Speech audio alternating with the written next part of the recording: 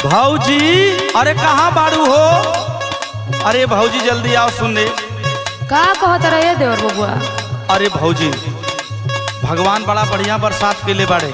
हाँ ये तो देखते बानी। अब बनिहार मिलते नहीं थे। हाँ आज चल के रोपनी कर दे तू तो बड़ा बढ़िया हो जाता। हाय हो दादा, अरे हम कैसे करी? कहबो कैला का करी, बहुत परेशान बानी हो। परेशानी? हाँ का करी? आपन काम कैला में परेशानी बाटे। अरे तो कैसे करी? तो सुना भाऊजी। का कहत रहा बोला? भाऊजी करे चला खेत में रोपनिया ना। ओहो चला ये भाऊजी। अरे चलती, लेकिन का करी? रिमझिम बरसता बदरा से पनिया ना। रिमझिम बरसता बदरा से पनिया ना। भाऊजी करे चला खेत में रोपनिया ना। अरे वो तो देखते न बानी। अरे भगवान दया माया कैले बाड़े। भगवान का पानी बाटे, चला रोप जाओ। अरे का करिए देवर बबुआ, बहुत दर्द से एकदम परेशान बानी। तो से का बताई? हम जानी ला जब भी काम में आवेला तब तो हर दर्द उभर जाले। ओहो तनकी देवर हवा समझे के चाहिए ना। बंगाली के दवाई करावत करावत हम परेशान हो गए। ना पहले हमार बात सुना। बोला। देवरू दर्द करे सांझ से कमरिया ना। हाँ ना। अरे हाँ हो, बहुत परेशान बानी। तोहर नाटक चलबे करेला। डर लागतावे देखी के बदरिया ना। डर लागतावे देखी के बदरिया ना। देवरू दर्द करे सांझ से कमरिया ना। एकदम कमर से बहुत परेशान बानी। बंगाली का दवाई करावत करावत हम परेशाने बानी।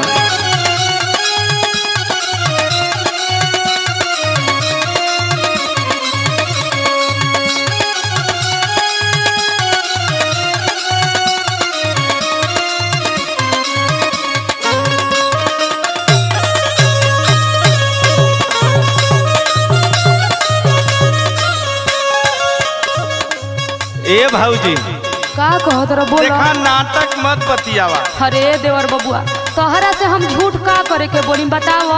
अरे बाप रे बाप, अपन काम करे में ए भैया ई नाटक करतारी। देखो देखो केहरो बनिहार मिल जाता रसन तो करवा ला, का करी? अरे तो कई जगह तक गईली, कहीं तो तैयार नहीं खे।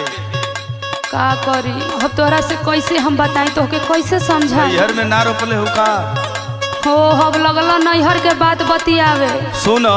बोला। मिले बनिहार नहीं तू ही कराई दो। जबरी बतियावा तारा। चल के रोपनिया करा दे भौजी। हमसे ना होई हो। चल के खेतावा में धनावा रोपाई दो। अरे चिंटुआ के बिया डले हिला। अच्छा। अरे मिले बनिहार नहीं तू ही कराई दा। चल के खेतावा में धनावा रोपाई दो। सुन तारू? अरे कुल सुनतनी हो। भैलू लड़कोर बाड़ू नहीं कनियाना। भैलू लड़कोर बाड़ू नहीं कनियाना। भौजी करे चला खेत में रोपनियाना। चला हो तैयारी करा भौजी, बिया गठिया देले बनी। अरे हमसे ना रोपनी होई हो।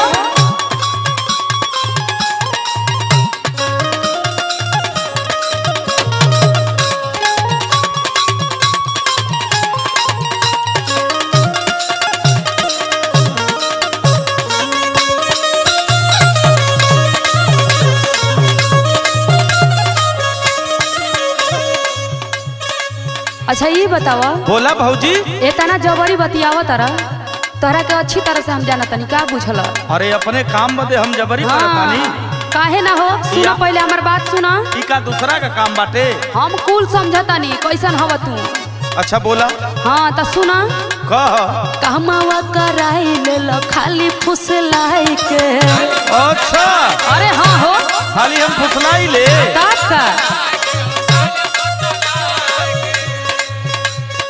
देला ना दवाई देवरू हम के लियाई के का बुझल हो कबो कुछ कहता त कबो लियावेला हफ्ता में 3 बार डॉक्टर आवता रे सुना तारा ना बोला कहमावा कराई लेला खाली फुसलाई के देला ना दवाई देवरू हम के लियाई के सुना तारा सुनत बानी भौजी लेकिन रोपनी कराई बा हाँ यहाँ से चल जा सुना बोला विवेक प्रमोद बदल डहरियाना विवेक प्रमोद बदल डहरियाना देवरू दर्द करे सांझ से कमरियाना